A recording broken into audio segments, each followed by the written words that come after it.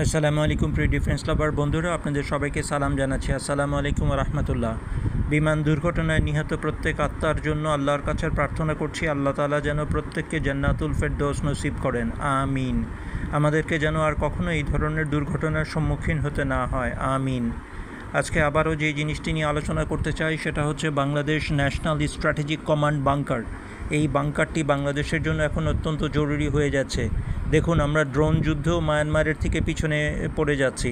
মায়ানমারের কাছে এখন নিজস্ব আবিষ্কৃত, নিজস্ব উদ্ভাবিত ড্রোন ছাড়াও মায়ানমার বেশ কিছু অত্যাধুনিক ড্রোন কিনেছে।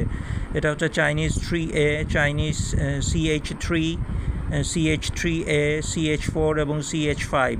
এছাড়াও রাশিয়ার কাছ থেকেও মায়ানমার বেশ কিছু ড্রোন কেনার চেষ্টা চালিয়ে যাচ্ছে। সবচেয়ে আশ্চর্যের বিষয় হচ্ছে মায়ানমার ইরানের কাছ থেকে মোহাজির-6 ড্রোন কিনেছে। বার্মা বা মায়ানমার ইরানের কাছ থেকে মোহাজির-6 ড্রোন ক্রয় করেছে, যেটা আমাদের পক্ষে সম্ভব না। আর একটু আশ্চর্যই হতে হয়, ইরান আমাদেরকে সাহায্য করতে পারত, বিনিময়ে বার্মাকেই সাহায্য করেছে। এটাকে বলে বাণিজ্য ব্যবস্থা, আর এটাকেই বলে টাকার প্রয়োজন। সো আমাদের জন্য যেটা রয়েছে সেটা হচ্ছে যে এই মুহূর্তে প্রচুর পরিমাণে TB2, বায়রাক্তার TB2 ক্রয় করা, বায়রাক্তার আকিঞ্চি ক্রয় করা এবং হচ্ছে RQ-21 ব্ল্যাকজ্যাক ব্যবহার করতে শেখা, কার্গো 1 এবং কার্গো 2 ড্রোন প্রচুর পরিমাণে কেনা। এই ড্রোনগুলি সোয়ার্ম হিসাবেও কাজ করতে পারে। দেখুন, বার্মা যেহেতু আমাদের চাইতে ড্রোন যুদ্ধে কিছুটা এগিয়ে গেল, কাজেই আমাদের ন্যাশনাল স্ট্র্যাটেজিক বাংকার অবশ্যই তৈরি করা দরকার। হয়তো পারমাণবিক বোমা নিক্ষেপ করবে না, কিন্তু এরকম ড্রোনের মাধ্যমে অথবা ব্যালিস্টিক মিসাইল অথবা ক্রুজ মিসাইলের মাধ্যমে মায়ানমার আমাদের সামরিক স্থাপনাগুলির মধ্যে আঘাত হানতে পারে, আমাদের ন্যাশনাল কমিউনিকেশন লাইনে ডিস্টার্ব করতে পারে অথবা ধ্বংস করে দিতে পারে।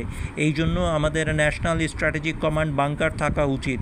সেখানে অন্তত 4 থেকে 500 লোক থাকা ব্যবস্থা করা উচিত, যারা একদম VVIP অথবা অত্যন্ত জরুরি ব্যক্তিত্ব। সবচাইতে জরুরি হচ্ছে বাংলাদেশ বিমান বাহিনী প্রধান, সামরিক বাহিনী, সেনাবাহিনী প্রধান, নৌবাহিনী প্রধান, কোস্টগার্ড, BGB প্রধানদের এখানে থেকে সারা দেশকে নির্দেশনা দেওয়া দরকার কোথায় কী করতে হবে, এবং এর জন্য আলাদা সাইবার ওয়ারফেয়ার এবং অপারেশন কন্ট্রোল রুম এর ভিতরেই থাকা দরকার। এবং এখানে অন্তত পক্ষে 60+ দিন, অর্থাৎ অন্তত পক্ষে 3 মাসের জন্য যথেষ্ট পরিমাণে খাদ্য এবং রসদ সামগ্রী থাকানো দরকার। এর কিছু এসকেপ টানেলও দরকার, যাতে প্রয়োজন বোধে এটিকেও পরিত্যাগ করা যায়। এই জিনিসটি আমাদের জন্য এখন অত্যন্ত জরুরি হয়ে দাঁড়িয়েছে।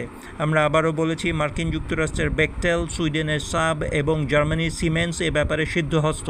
তারা শত শত NBC প্রোটেক্টেড বাংকার তৈরি করেছে, কাজেই আমরাও এটা তাদের সাহায্যে তৈরি করতে পারি। আসসালামু আলাইকুম ওয়া রাহমাতুল্লাহ।